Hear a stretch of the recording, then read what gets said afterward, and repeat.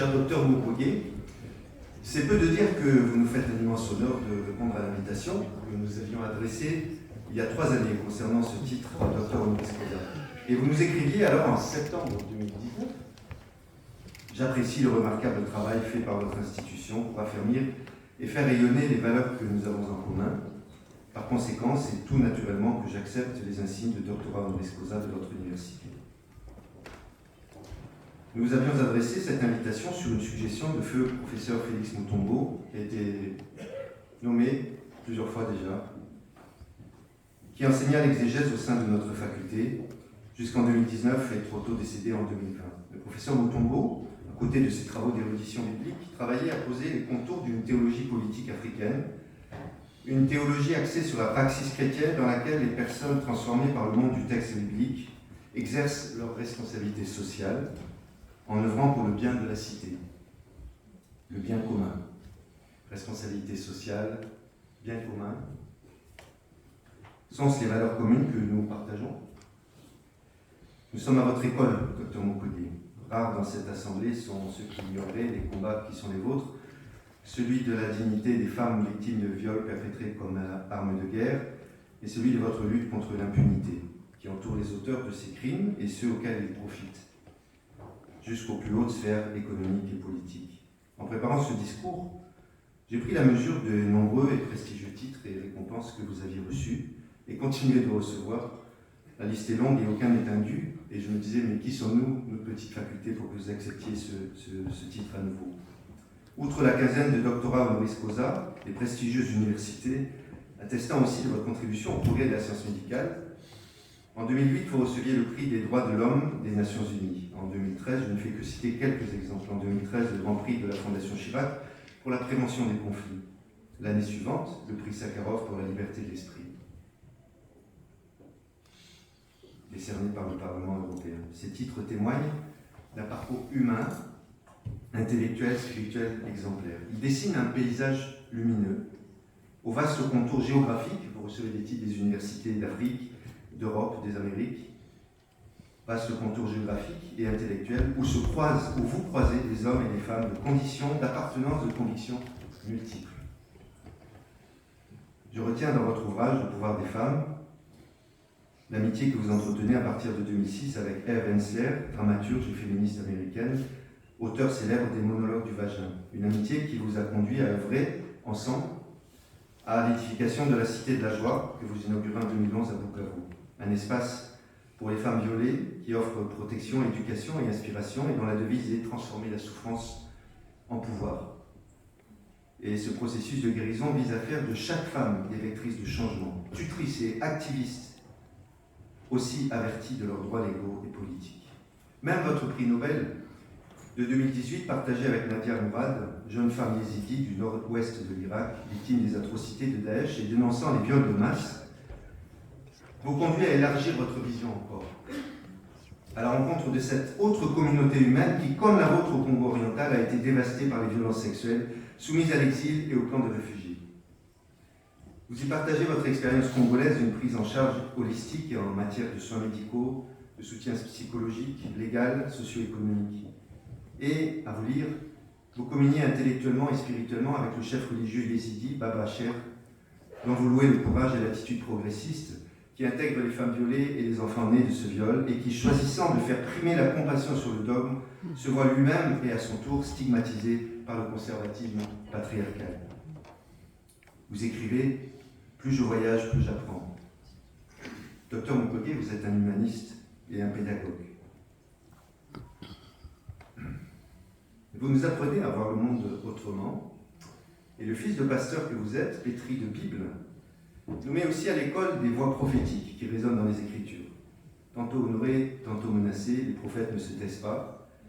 Vous avez aussi connu les honneurs et les menaces. Des prophètes qui n'ont pas prédisent l'avenir ou anesthésient les esprits, mais qui font retentir la voix de la conviction, la voix de la justice, et vous faites retentir votre voix, et vous plaidez pour que justice soit faite. Donc vous êtes un humaniste et vous êtes un prophète. Monsieur Mukwege, vous n'êtes pas seulement les mains qui apportent la guérison, vous êtes aussi des yeux qui décryptent le désordre du monde sans compromission et une voix qui dénonce inlassablement comment ce désordre atteint la dignité des femmes. Et ici, l'éloge, je vais être bref, va se tourner vers le passé pour évoquer une figure humaniste héritière de ce que la tradition de la Réforme, dont je suis l'un des représentants, a pu parfois livrer de meilleur, celle du philosophe Jan Amos Komensky, dit Comenius, 1592-1670, père de la pédagogie moderne. Comenius rédige en 1623 une curieuse œuvre qui relève de la tradition du genre utopique. Cette œuvre s'appelle Le labyrinthe du monde et le paradis du cœur. Lui-même est en exil de son paradis tchèque, cause de sa foi. Comenius décrit le monde tel un labyrinthe infernal, une sorte de version terrestre de l'enfer, allusion à la guerre et à l'exil qu'il a lui-même connu. Un pèlerin qui voyage dans ce labyrinthe absurde se voit forcé, c'est lui le pèlerin, se voit forcé de revêtir des lunettes déformantes. Et celui qui le force à revêtir dans cette utopie, celui qui le force à revêtir ses lunettes, est appelé l'omnubilateur. Omnubile, le pouvoir de faire apparaître.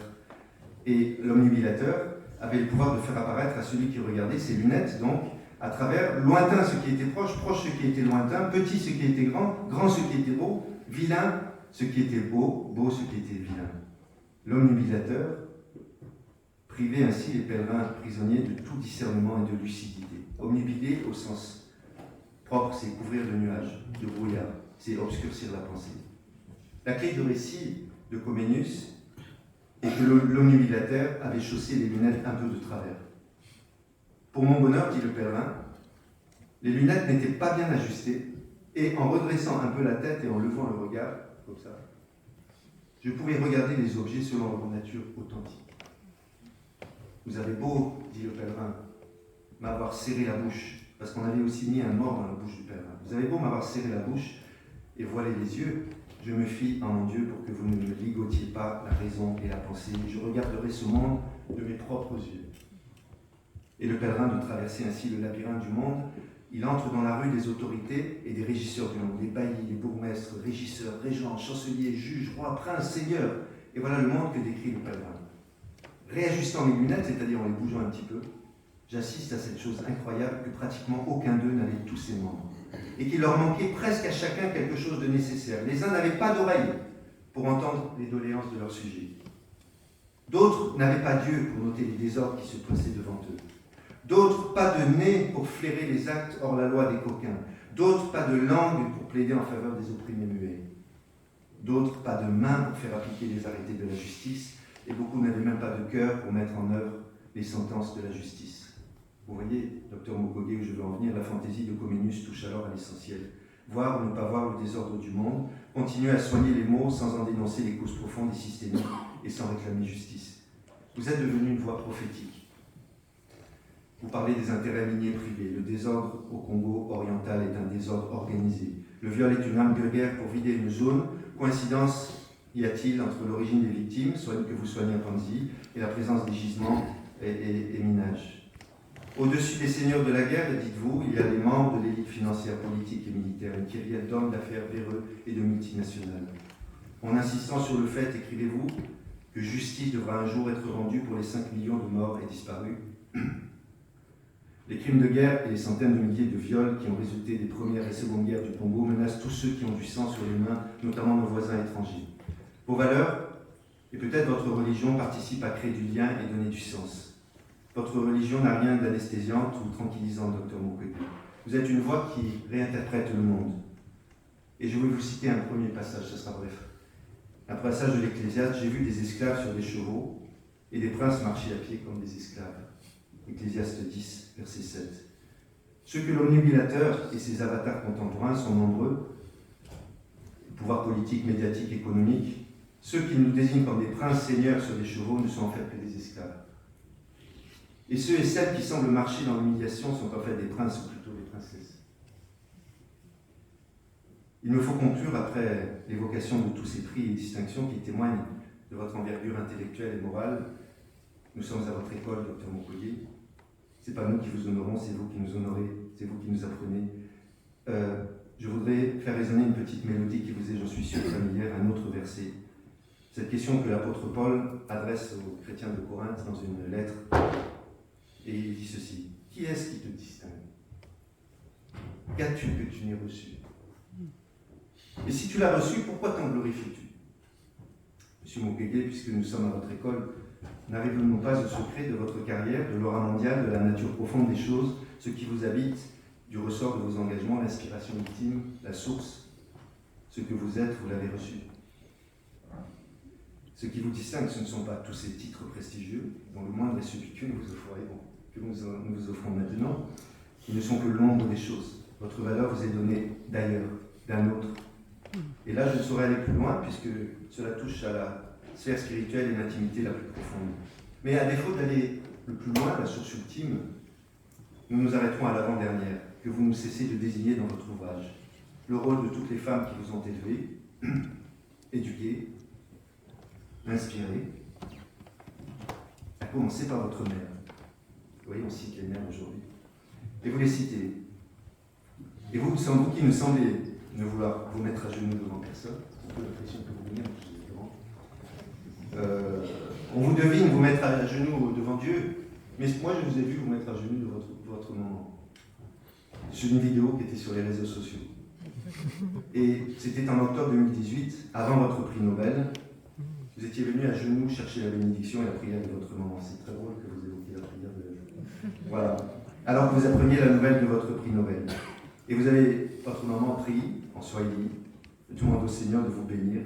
Et elle fait cet extraordinaire rite de bénédiction maternelle commun aux cultures bantoues. Elle vous crache dans les mains que vous mettez sur votre visage. Et là, vous êtes à genoux. Moi, je ne vois pas le docteur Mukwege à genoux, sauf dans la prière devant sa maman. Donc, ce que vous êtes, docteur Mukwege, c'est le secret, c'est la source, c'est ce que vous avez reçu. Qu'as-tu reçu? C'est par vous. Ce que vous êtes, me dites-vous, vous le recevez des femmes. Votre mère vous sauve la vie lorsque vous êtes enfant. Elle impacte votre parcours d'études d'une manière très malicieuse. Elle vous, quelque part, vous rattrape, que vous repreniez en médecine. Elle avait bien vu ce jour-là. Elle a façonné, dites-vous, le jeune homme que vous êtes devenu. Elle est devenue ma première héroïne. Et dites-vous, bien d'autres femmes figurent aux côtés de ma mère dans ces pages, car toutes m'ont touché par leur courage, leur bonté, leur résilience et leur énergie. Alors le bien commun dont je parlais au tout début, le bien commun auquel vous contribuez, ce patrimoine immatériel qu'il convient à tout prix de préserver, de cultiver, est en fait un patrimoine, nous dites-vous. Je n'irai pas plus loin. Il y a toutes ces femmes qui vous ont touché, comme votre mère, dans les pages, par leur courage, leur bonté, leur résilience, leur énergie. Le matrimoine. Et je redis ce verset que je vous laisse, puisque c'est familier dans ce monde protestant pétri de se donner des versets. J'ai vu des esclaves, j'espère que vous le comprendrez maintenant d'une manière particulière, j'ai vu des esclaves sur des chevaux et des princesses marcher à pied comme des esclaves. Merci de votre attention.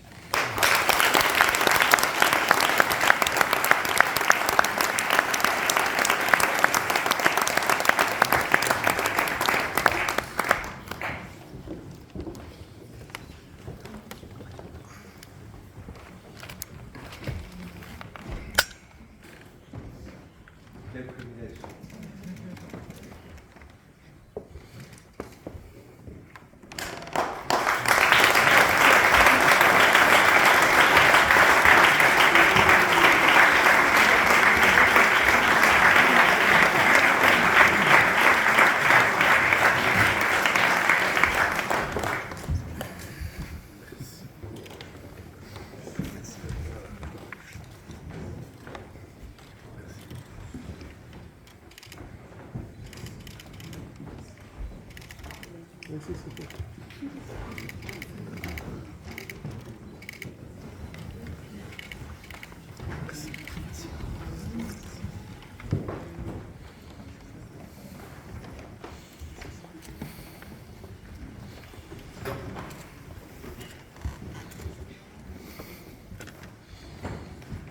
Madame la ministre de l'Enseignement supérieur, Madame la copine, chère Lydia,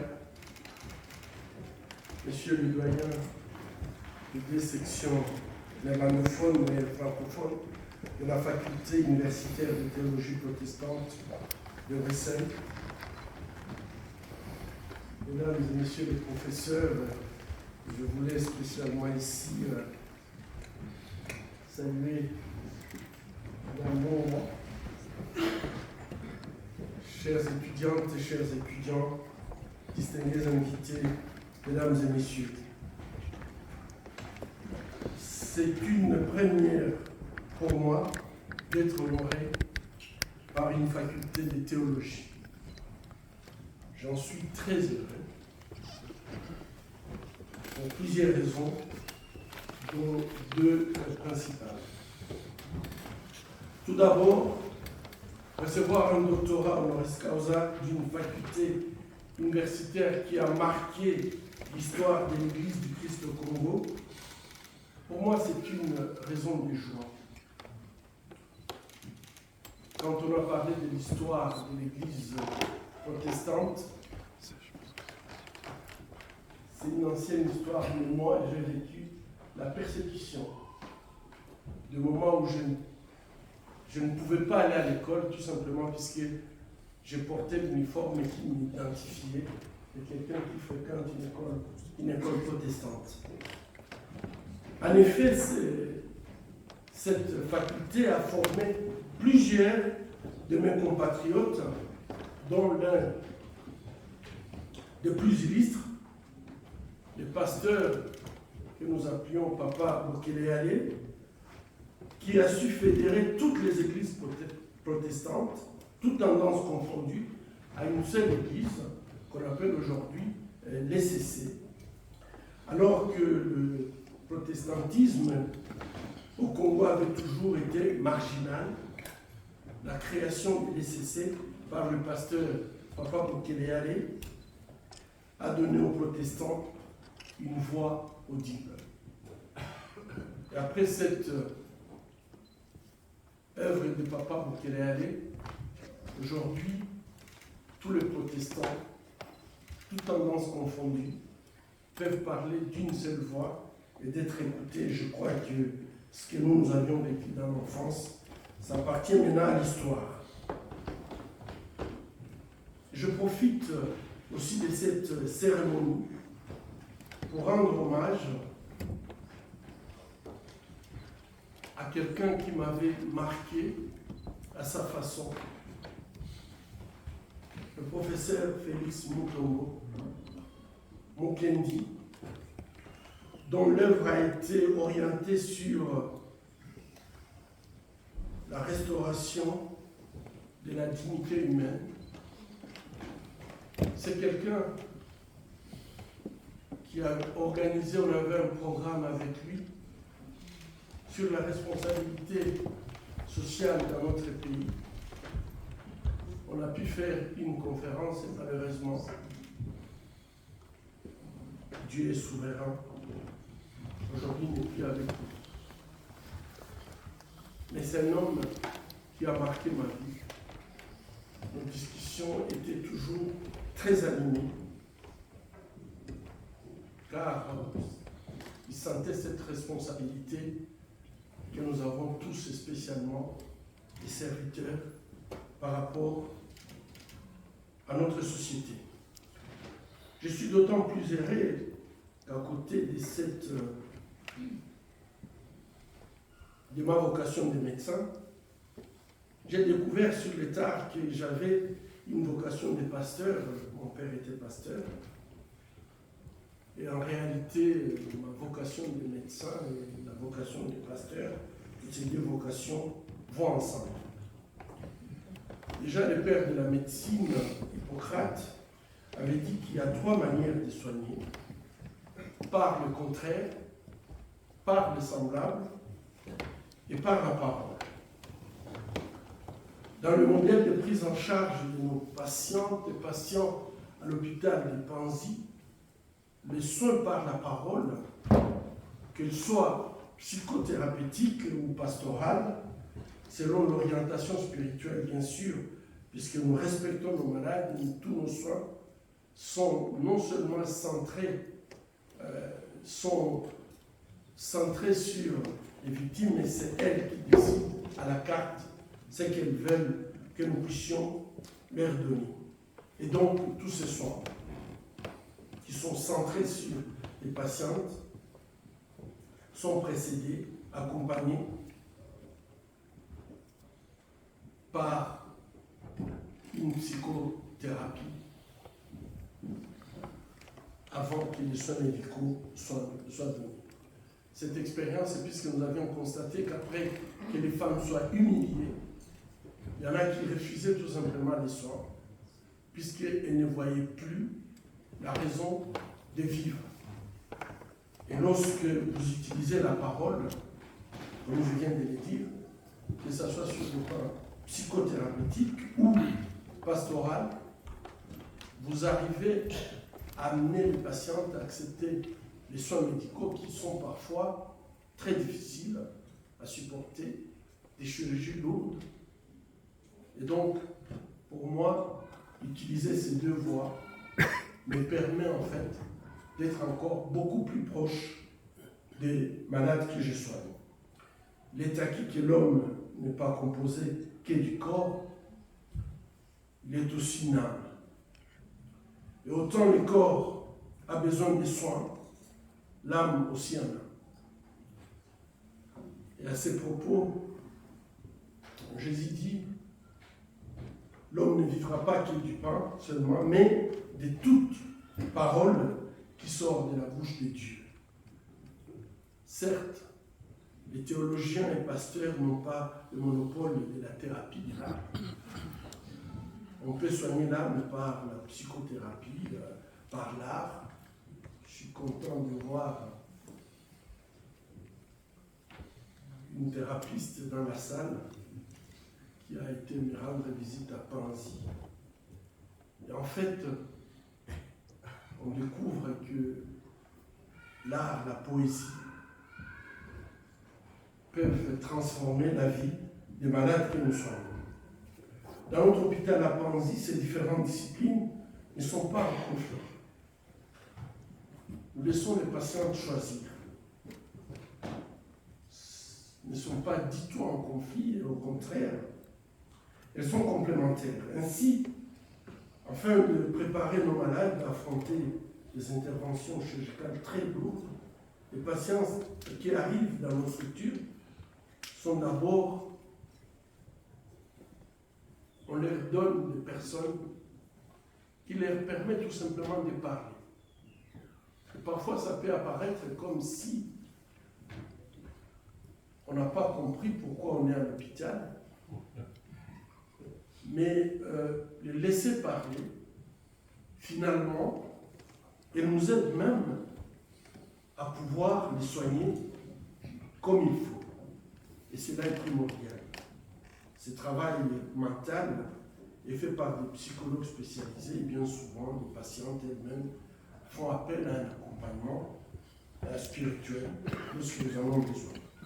Depuis quelques années, nous avons mis en place un programme de thérapie par les chants et par la danse qui donne des résultats satisfaisants. Et lorsque vous parlez de afro-européen, je crois que j'ai beaucoup réfléchi par rapport à ça et parfois nous voulons faire des thérapies très très compliquées que nos patients d'ailleurs ne comprennent même pas de quoi nous leur parlons. Ils ont l'impression que nous sommes des curieux. Alors qu'en utilisant tout simplement des thérapies africaines, nous avons des très bons résultats. Mais comme scientifique, il faut que ces thérapies puissent être expérimentées, qu'on puisse arriver à des conclusions qui permettent à ce que nous pouvons les partager. Certes, la difficulté de prise en charge pastorale, par contre, elle est grande. Autant nous avons ceux qui font la thérapie par l'art, par les chants, par différentes méthodes occidentales. Mais pour les pasteurs, c'est quand même un tout petit peu compliqué. Car comment parler de l'amour de Dieu à une femme qui a été sauvagement violée, déshumanisée, infectée du VIH, sachant que sa souffrance durera pour le reste de sa vie? C'est pas évident. Lorsque vous êtes thérapeute, peut-être vous pouvez vous débrouiller mieux qu'un pasteur qui vient parler de Dieu à quelqu'un qui se pose la question où était Dieu? Pourquoi ça m'est arrivé? Pourquoi à moi? Cette question nous est posée régulièrement, où les gens se disent, mais pourquoi c'est arrivé à moi? J'ai prié ce matin. Avant de quitter, j'avais prié. Dans cet enfer de viol et de déshumanisation de la femme, comment peut-on parler d'un Dieu d'amour? Comment dans une société phallocrate, patriarcale et machiste, parler aux survivants de la violence sexuelle d'un Dieu qui promet un avenir fait de bonheur et d'espérance? Dans ces cendres de la mort de l'humanité, en quelque sorte de la mort de Dieu, peut cependant renaître une nouvelle théologie de restauration et de réhabilitation de la femme. Il faut réapprendre à présenter Dieu tel qu'il est. Dieu n'est ni homme ni femme, personne n'a vu. Il est les deux à la fois.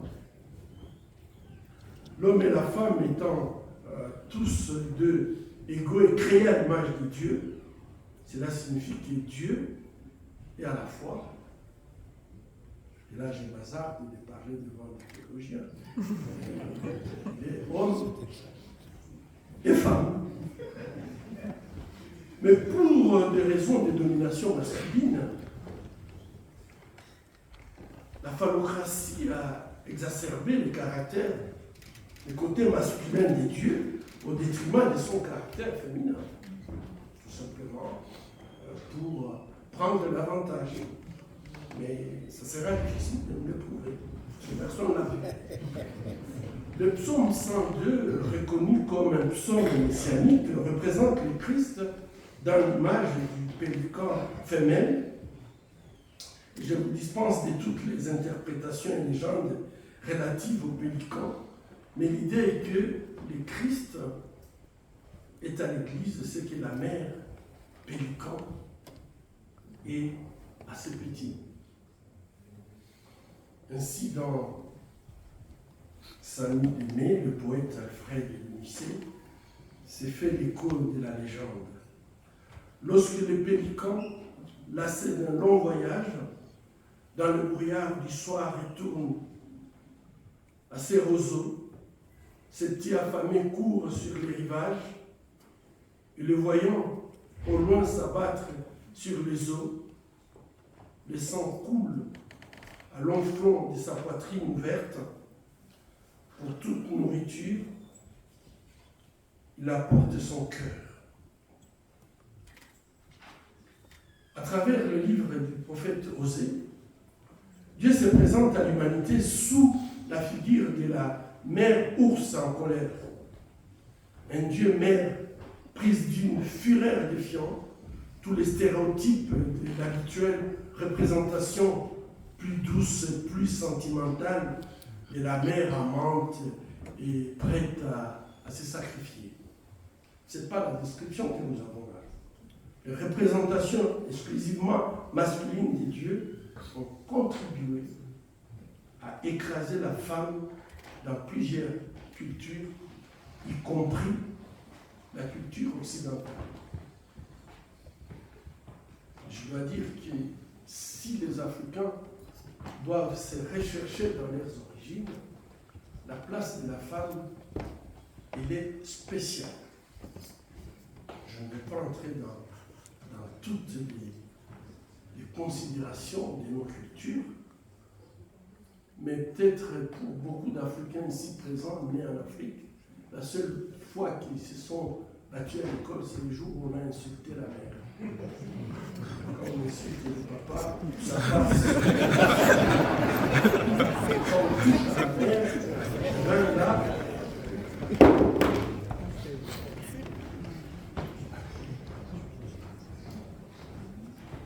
en utilisant les représentations féminines de Dieu dans la Bible, les leaders religieux feraient la preuve d'une prise de conscience de la volonté de corriger la théologie phallocrate, la théologie de l'erreur qui a véhiculé le mépris de la femme. La valorisation de la femme est une priorité dans la théologie de l'Église en général et en particulier dans l'Église africaine. Dans la société africaine où 80% de la population est au chômage, la femme africaine constitue la colonne vertébrale de toute la société. Nombreux parmi nous qui avons étudié en Afrique, c'est puisque la maman se réveille à 4 heures du matin, travaille très très dur pour pouvoir payer les frais scolaires de son fils, souvent négligent aussi, sa fille. Non seulement elle pourvoit la nourriture, mais aussi elle porte sur son dos les charges des frais médicaux. À l'hôpital, quand les hommes sont malades, c'est au moins 5 femmes qui viennent pour l'assister. La mère, l'épouse, la tante, la sœur et la fille. Quand la femme est malade, malheureusement, elle est souvent seule. Si pendant des siècles la théologie misogyne a contribué à la dépréciation de la juste valeur de la femme, partageant ainsi la lourde responsabilité lointaine de sa souffrance au cours des siècles, les facultés de théologie se doivent, excusez-moi, de corriger l'erreur en encourageant la rélecture de la Bible qui met en exergue la valeur de la femme créée à l'image de Dieu, l'homme et femme. Quand Dieu fait le projet de la création de l'homme, en fait, on ne peut pas imaginer qu'il s'était trompé il a dit créons l'homme à notre image. Et à la fin, la Bible dit créa l'homme et la femme. Donc, je pense que cette égalité nous permet tout simplement de pouvoir mettre la femme à la place qu'elle mérite. Et comme je viens de le dire, détruire une femme, c'est détruire la vie. De même, protéger une femme, c'est protéger la vie. La destruction de la femme comme sa protection est d'abord tout simplement une question d'enseignement. Et on peut très bien voir dans la lutte qui est menée aujourd'hui contre les violences sexuelles, c'est une question tout simplement d'enseignement.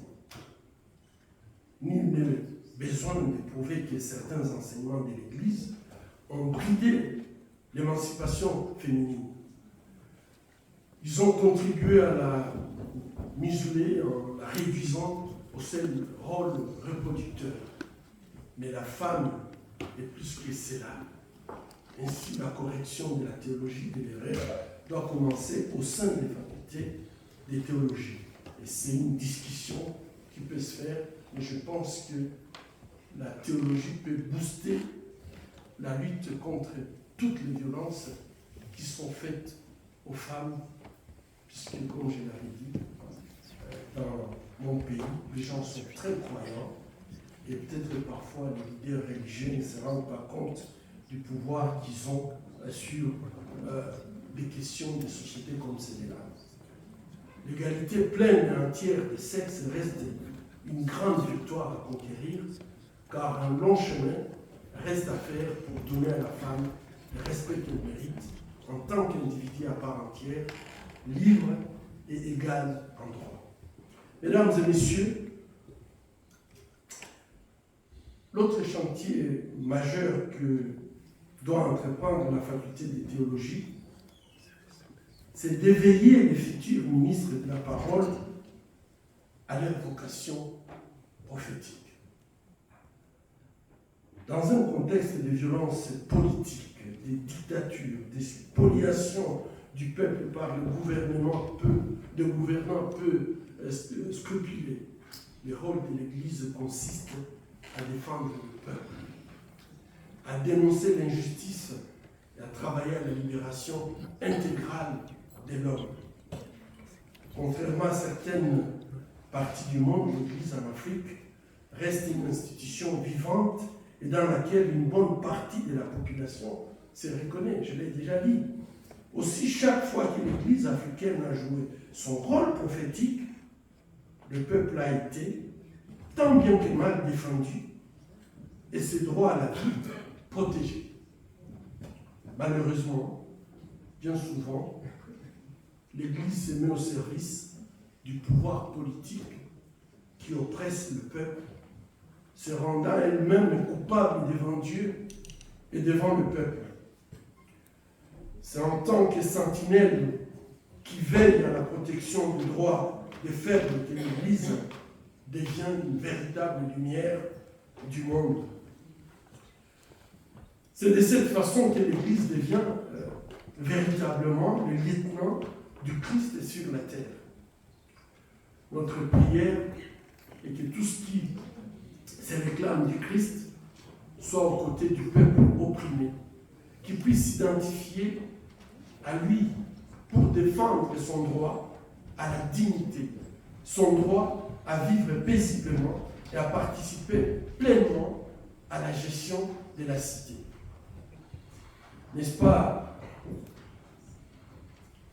cela travailler pour hâter les règnes de Dieu?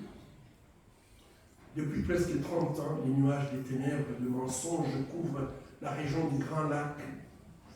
Ces nuages toxiques s'amoncellent et persistent. Chaque jour, ils provoquent la mort des milliers d'innocents. Après les génocides au Rwanda, la guerre des minerais a élu de façon prolongée domicile à l'est de la République démocratique du Congo, provoquant la mort de plusieurs millions de Congolais.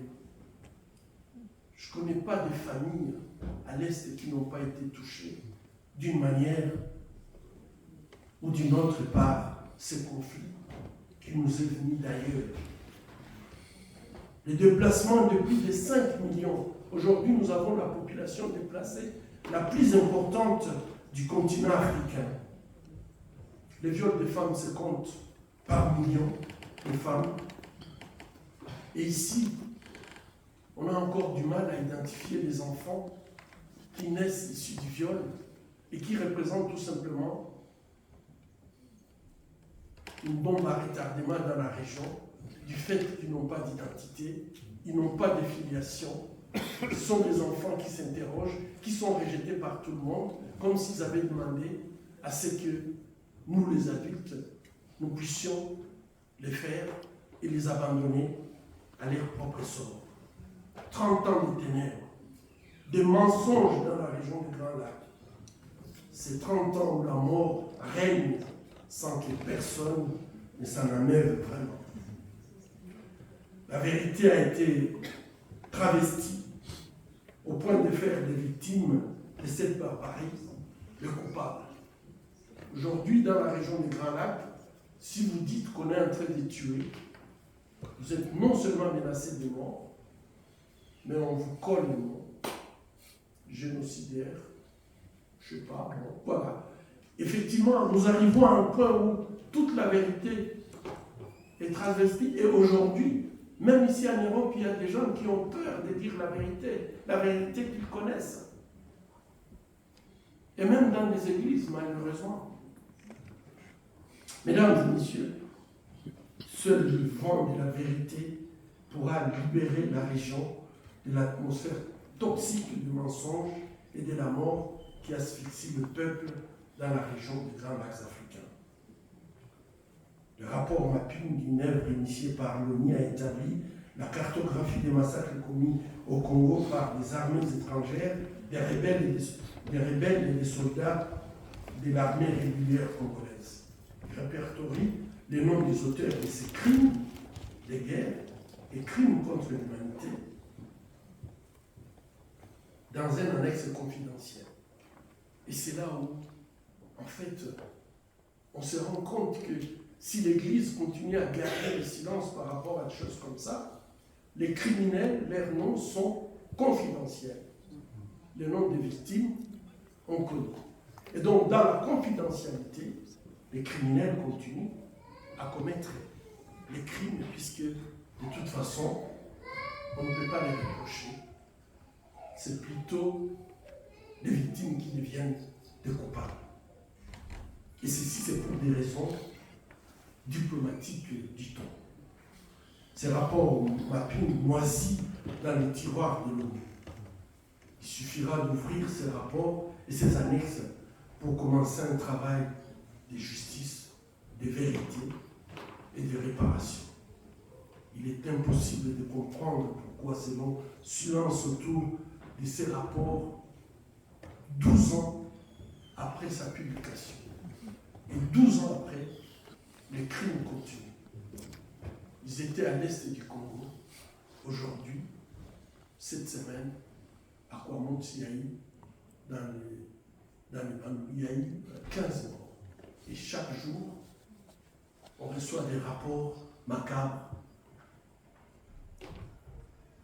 à l'est de la République démocratique du Congo. Et je voulais préciser que c'est la crise sur la liste des 10 crises les plus oubliées. La crise de la République démocratique du Congo est la première. C'est la crise la plus meurtrière après la Seconde Guerre mondiale, mais c'est la crise la plus oubliée. Sur le plan international, on n'en parle pas, sur le plan médiatique, on n'en parle pas, et sur le plan humanitaire, vous ne trouverez pas. Tout le monde est d'accord qu'il y a 5 millions de déplacés internes, mais si vous cherchez un camp de réfugiés en République démocratique du Congo, vous n'allez pas en trouver, puisqu'il n'y a pas d'aide humanitaire. Mesdames et messieurs, que doit faire l'Église devant ces silences et ces mensonges qui travestissent la vérité? Comment un pasteur peut-il être ministre verbidé lorsqu'il tait la vérité? Comment peut-il exercer le ministère de réconciliation lorsqu'il refuse volontairement d'assumer la vérité? Dans le psaume 11, quand les fondements sont renversés, les justes, que feraient-ils? Que ferons-nous lorsque la vérité et tous les fondements sont renversés? Les justes corrigeraient l'enseignement de l'insulte et du mépris qui a été à l'origine des temps de souffrance de la femme. Les justes combattraient jusqu'à ce que la vérité puisse triompher. Ils se placeraient du côté du peuple souffrant, quoique cela lui coûte. Dans un monde de plus en plus inhumain, brutal, violent, sexiste, et presque toujours soumis au dictat du gain, ce n'est qu'en agissant activement pour la justice, la paix, la vérité et la fraternité qui transcendent les races, les sexes et les religions que l'Église peut réellement démontrer sa double vocation humanitaire et divine. Je vous remercie.